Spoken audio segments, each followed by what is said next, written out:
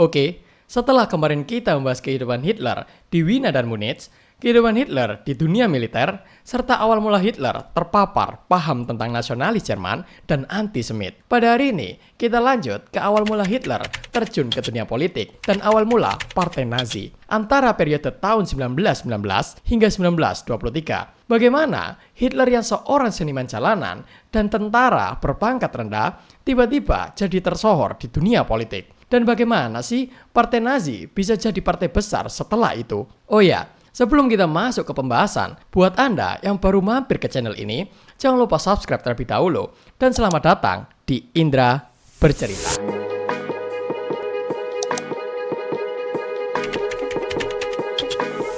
Setelah kekalahan Jerman, seperti yang kita bahas kemarin, hal ini membuat kekaisaran Jerman runtuh, serta monarki Bavaria juga turut runtuh. Singkat cerita, keruntuhan monarki ini membuat Bavaria melepaskan diri dan memproklamirkan negara bebas Bavaria dan runtuh kembali pada Februari 1919.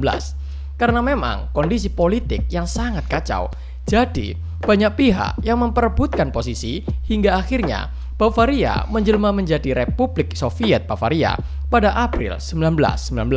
Dan republik ini dipimpin oleh kaum revolusioner radikal termasuk kaum komunis. Lagi-lagi, baru 1 bulan republik ini diproklamirkan, republik ini langsung diambil alih oleh pemerintah pusat Jerman dengan pengerahan unit militer, angkatan bersenjata nasionalis Jerman, dan korps sukarelawan sayap kanan. Hingga akhirnya, kekuasaan Bavaria bisa direbut kembali. Mengapa konflik perebutan ini menjadi penting untuk diulas terlebih dahulu? Karena setelah gejolak politik yang berantakan inilah, tokoh-tokoh radikal sayap kanan mulai bermunculan ke permukaan, seperti Adolf Hitler itu sendiri. Nah, Hitler memang sudah terpapar pemahaman nasionalis ekstrim sejak ia berada di Wina, Munich hingga Perang Dunia I.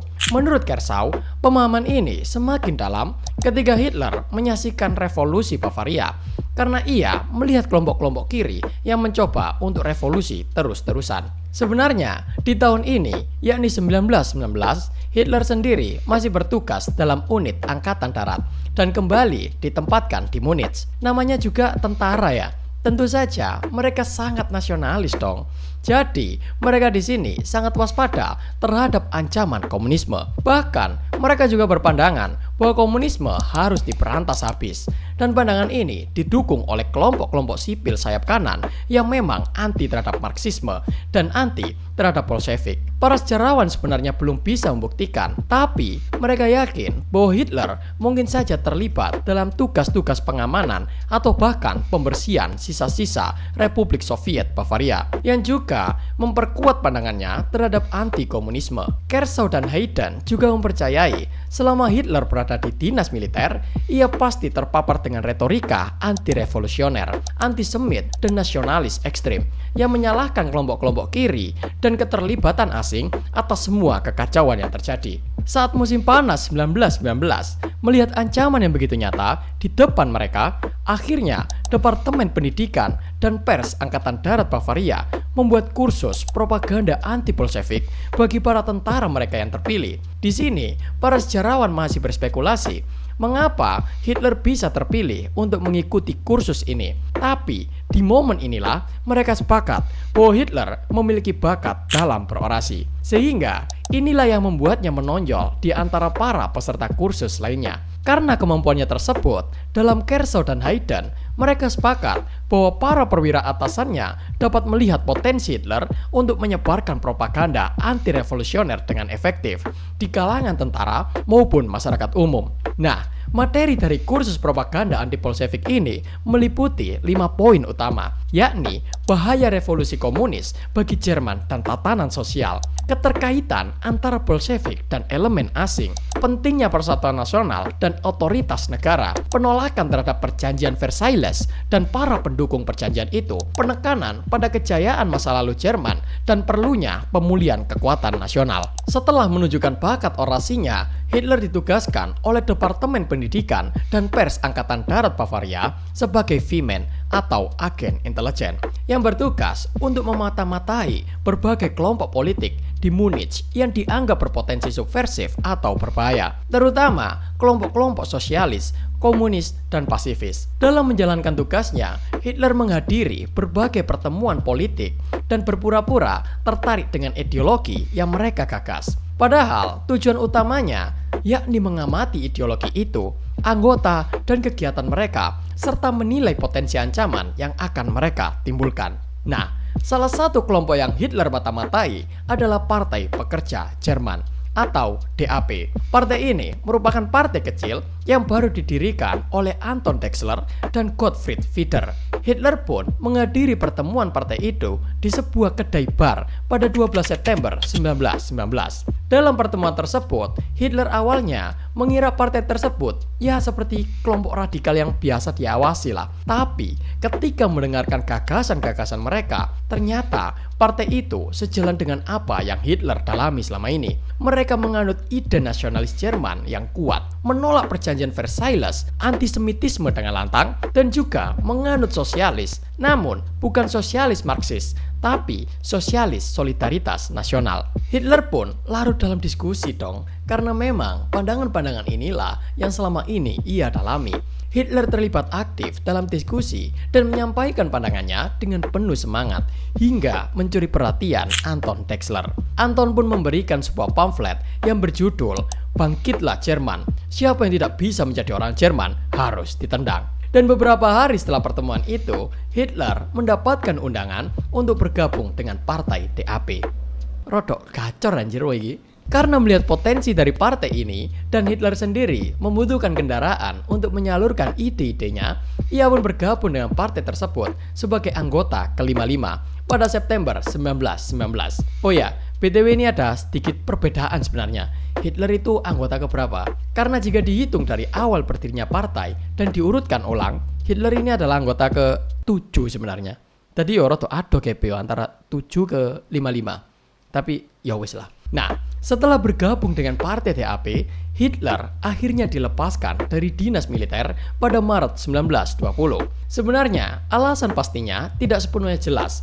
Ada yang mengatakan bahwa karena Hitler fokus pada politik, ada yang mengatakan bahwa karena perubahan kebijakan, ada juga yang menyatakan bahwa itu merupakan permintaan Hitler sendiri. Walaupun dalam buku The Rise of Hitler karya Konrad Hayden dan Hitler A Biography karya Ian Kershaw, beberapa perwira angkatan darat Bavaria yang memiliki pandangan serupa dengan Hitler kemungkinan memberikan dukungan atau bahkan fasilitas tertentu untuk partai DAP karena dianggap sebagai kekuatan anti kiri dari pihak sipil.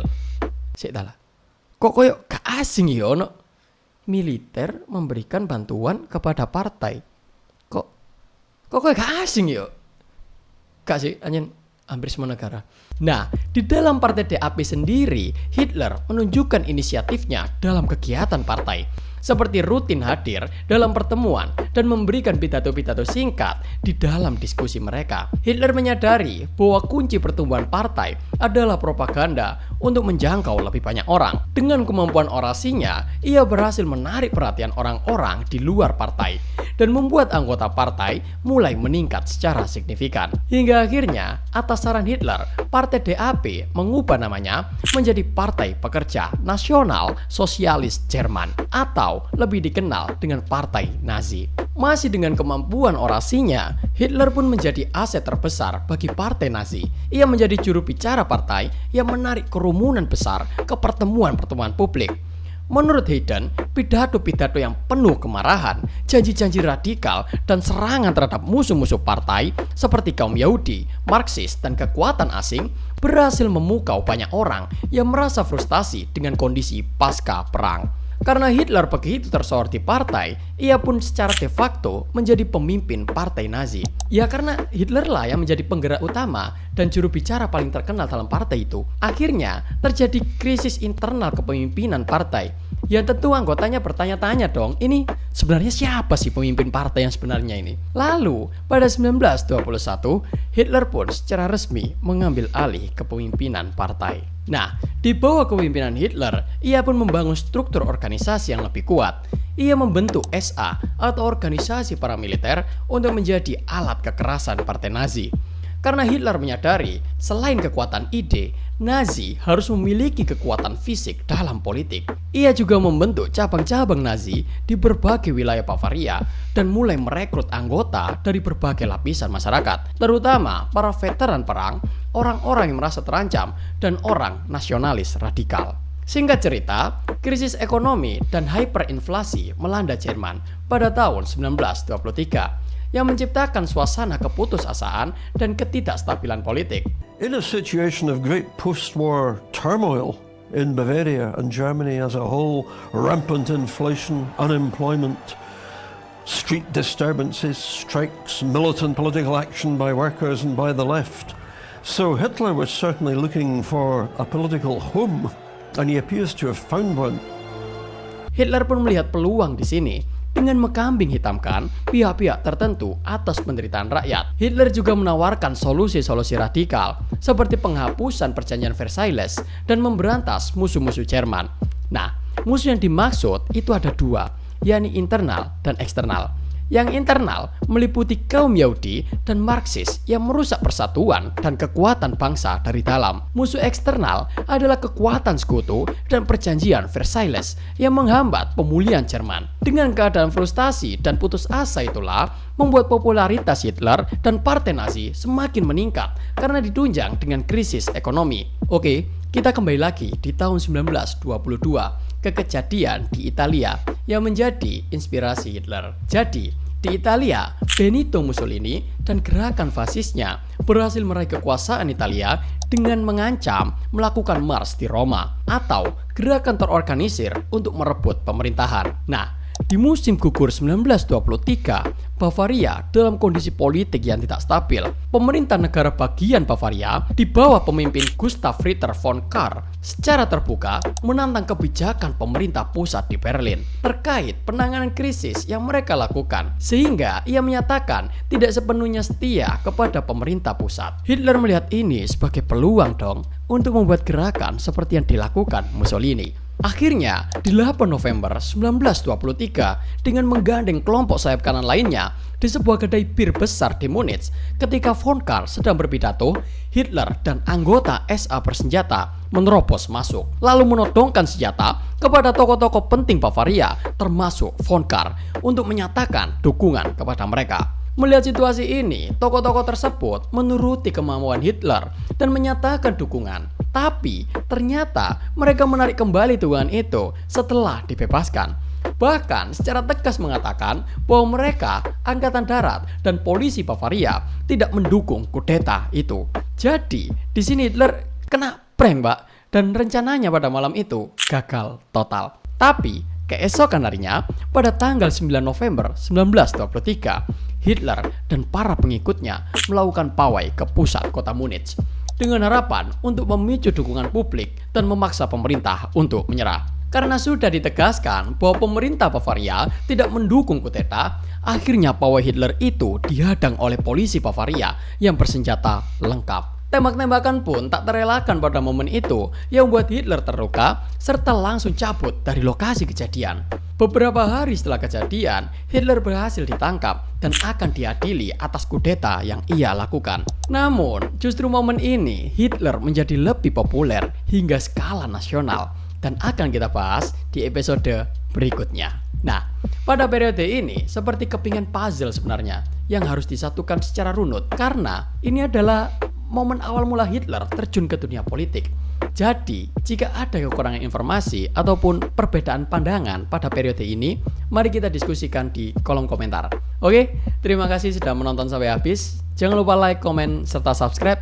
Sampai jumpa di episode selanjutnya.